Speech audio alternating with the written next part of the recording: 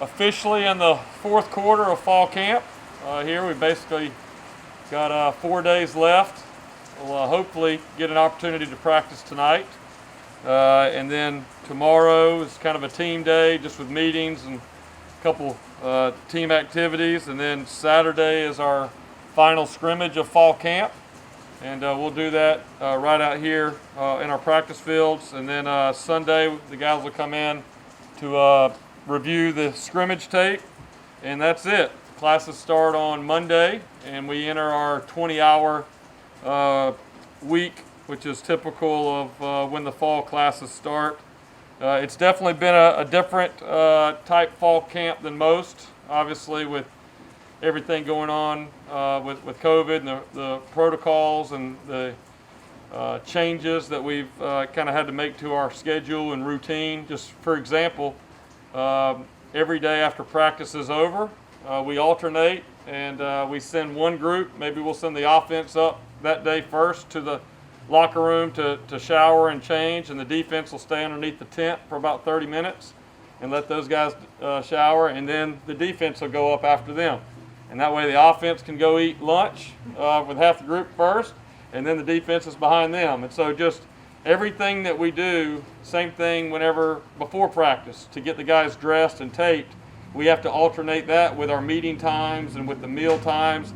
So it's been a lot of coordination, but I am very pleased and proud of our players, our coaches, support staff, facilities, everybody that's helped during a challenging fall camp. It has really gone very smoothly, even with all those challenges. I think with our players, I have seen some good improvement this week, and this is really always the toughest week of fall camp.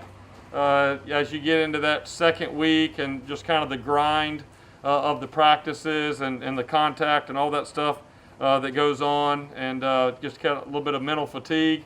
And I've seen our guys do a good job of pushing through, and so I want to continue to see that improvement here over the next few days as we finish up. I'm sure nobody was going to ask about our schedule, so I'll go ahead and address that. We are very close to having our non-conference games finalized, and I'm really excited about the potential opportunities that we have ahead of us. And I just don't think that it's appropriate for me to go into any specific details before we actually have signed contracts and the ink is dried and all those type of things. But our goal from the beginning was to be able to open up the season, or once we maybe found out a few of the games were going to be canceled. Our goal was to be able to open the season at Raymond James on September the 12th. And I'm confident we're going to get an opportunity to do that. And then just as opportunities have come up, maybe to go on the road September 19th for our first road game. So myself and Michael Kelly and Eulander Wells have really talked probably 3 to 4 times a day for the last 3.5 weeks. There's probably been 15 to 18 different schools that we've talked to, and it's just a very intricate web that everybody has deals they have to work through. But I feel very confident at the end of the day we're going to give our players a great start to the season with our non-conference scheduling. And personally, and I know that Michael Kelly shares the same belief. But I'm a big believer in playing some big time games. Our players work extremely hard, and I really think they deserve an opportunity whenever the schedule allows to be able to play on some really big, unique stages against some of the best teams in the country. And I think for them as players to be able to showcase their skill set, that's important. And then for us as a program, we're still a young program, and we're building our brand and reputation. And just coming from the previous school that I came from, we didn't build that program by looking at trying to dodge people in the schedule. We were actively, recruiting to be able to play some powerhouse teams, and I'm excited with the opportunities that we're going to have here in the future. And then one other note, just on an unfortunate side, we have had 2 injuries to 2 young men that's going to keep them out of the 2020 season. One of our long snappers, Andrew Beardall, tore his ACL during one of our practices, and then one of our freshman defensive backs, A.J. Hamilton, had a shoulder injury from high school, and we decided to go ahead and get that taken care of. He actually had surgery today, and that went very well. So unfortunately, those 2 young men will be out recovering from their surgeries this season, and look forward to having them back in 2021. So with that, I'll open it up for any questions. Can you give us an update on COVID testing? Are your team still in the clear? Yes, I would say, kind of talking about, again, finishing up fall camp. We did receive great news that we tested all of our players and coaches just like we did the week before, and we had the same result with 0 positives. So to really go 2.5 weeks in fall camp where, we're all around each other, 14, 15 hours a day, that's a really positive sign. And, like I've told our players and our coaches, it's everybody's responsibility. And not only while we're here and wearing the mask and following the proper physical distancing and those type of things, but also whenever we leave campus and go back to our players going back to their apartments that are all off campus, and obviously our coaches as we go back to our homes. And the next challenge obviously will be now that school's getting ready to get started and there's going to be more students on campus.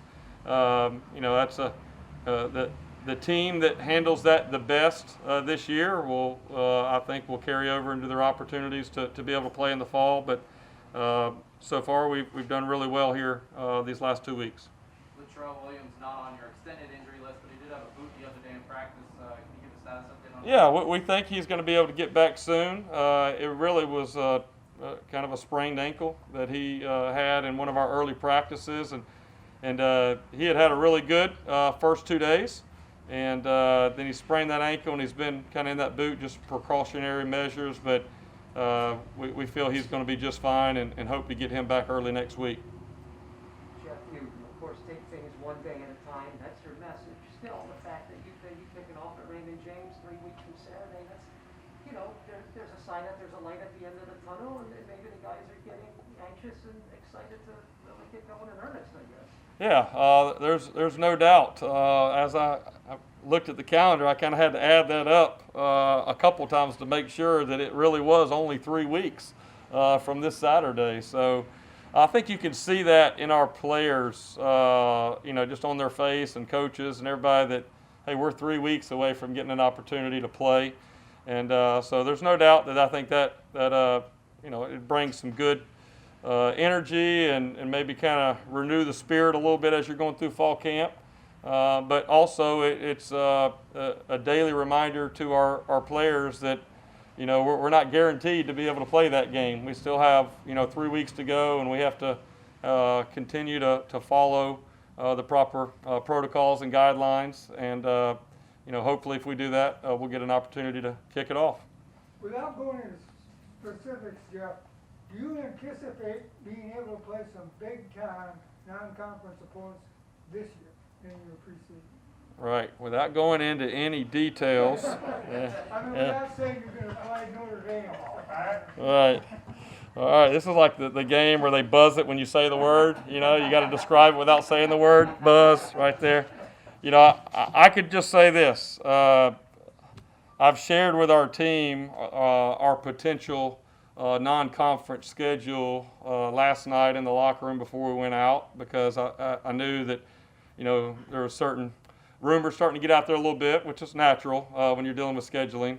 And I wanted the guys to hear from me. And again, I told them there's no guarantees, but this is kind of where we're headed right now. And it was the best practice that we've had of all fall camp. Great energy out there last night. And but I want to go back to what I said earlier, where we've literally talked to somewhere between 12 and 14 schools, and I would say that we probably thought we had deals done with probably 6 or 7 of those, and it didn't work out. So it's no guarantee until everything gets worked out. But I am optimistic that we're going to be really proud of our September schedule.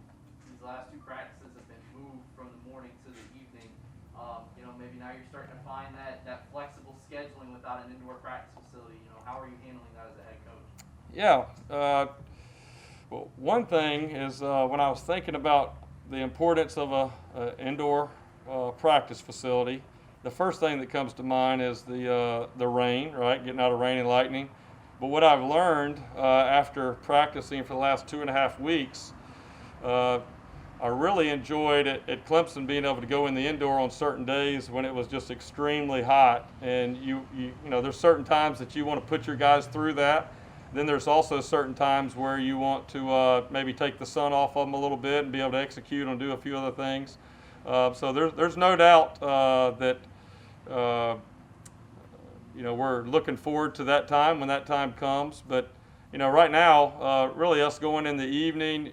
Yesterday, I guess, get my days straight, we were going to go in the morning, but we're going to do a little bit of scrimmage work, and there was some lightning in the area, so we did push it. And today we decided to do it as well, just because we're not going to practice on Friday morning. And also it's good, we get in a routine where we're practicing every morning. It's good to change it up a little bit, just kind of break up the monotony overall. But, we've been very fortunate, to be honest, with the weather so far through fall camp. And I did learn that it is hot even at 10 o'clock in the morning here in the area. But it's been good for us as well. I mean, there's a part that you just literally have to go out there and you have to go through it. And that's just kind of part of paying the price and getting in shape for the season. So, our guys lifted outside for, 4 weeks before we ever started fall camp. And so I think that's really helped us as well. Would you anticipate traveling in a westerly direction for September 19th game? Westerly. Okay. All right. I would say north from Tampa. How about that? No, like I said, I think in due time everything will be released whenever that's appropriate, and I'll just leave it at that. Jeff, aside from trying to clean up all the penalties, what else are you looking for Saturday?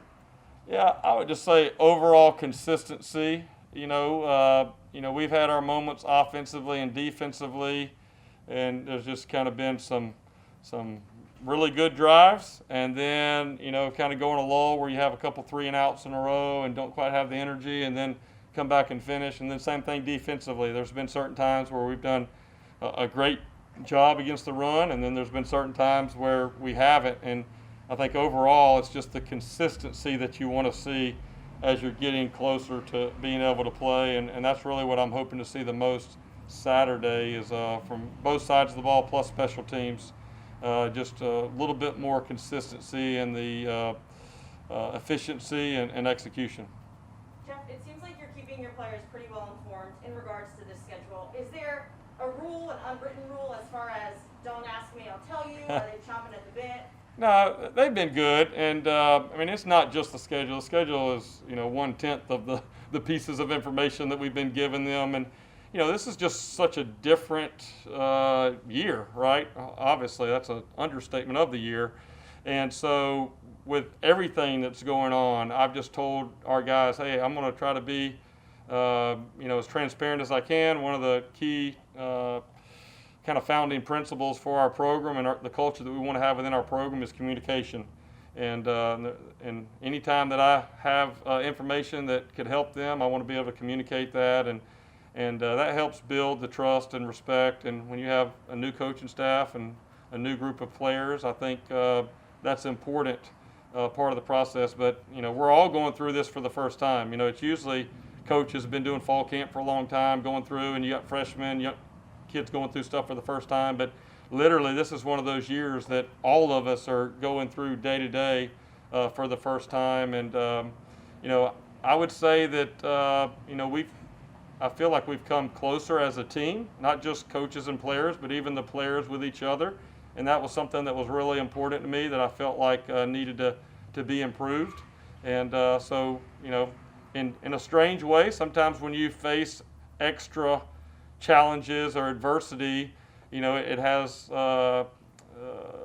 a built-in opportunity to really create good chemistry and relationships, and so that's probably been one of the positives of the challenges we've had here over the last few months. In the backfield, last Saturday, a lot of talk about Kelly Joyner, a lot of talk about Darian Felix, but one guy that wasn't really brought up was Johnny Ford. Put a little bit of running back, a little bit of wide receiver last year. What are your plans for him this year? How he fits in this? Yeah, Johnny's done a good job. You know, he's got a different skill set maybe than those two guys. He's very elusive out of the backfield, and you know, he can do some things like you said, catching the ball out of the backfield, and you know, some of your speed sweep game, things like that.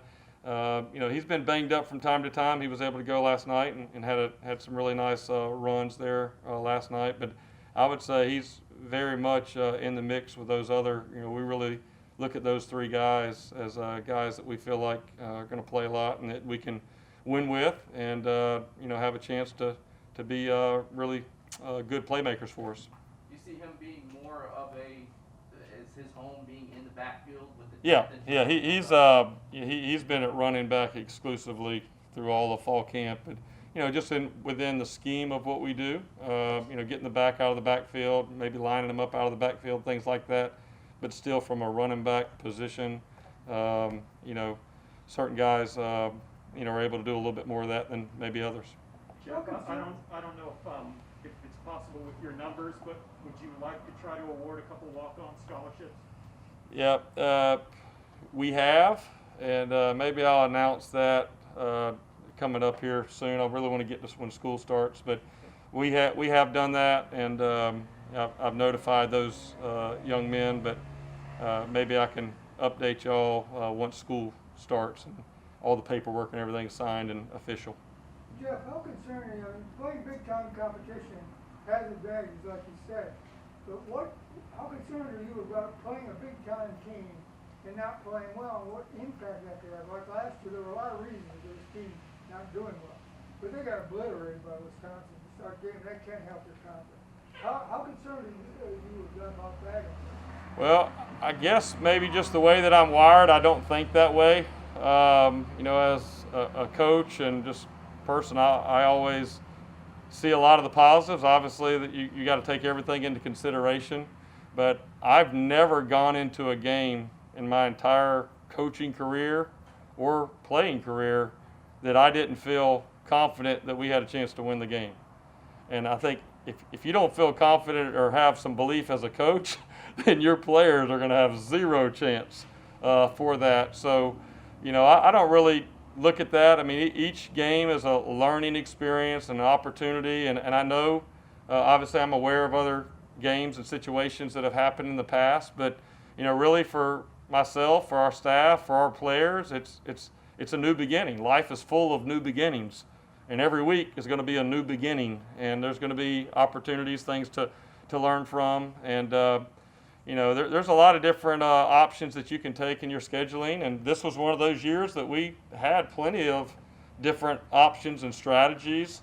But at the end of the day, you know, I wanted, and I think our players wanted an opportunity to you know, really have a chance to play on a big stage and have great opportunity to show their skill set and see where we are as a team. I mean, that's kind of where we're going to be year one. I have no idea. I haven't personally coached against, you know, definitely as a head coach against any of the teams in our conference. I mean, I don't know until I get out there and play and where we are. And really our focus has really just been on our guys and seeing our guys improve every day. But, you know, I'm sure it's not going to be perfect as we go. But, you know, I think big picture, you know, I think there's a lot of advantages that can come from playing in some of these games.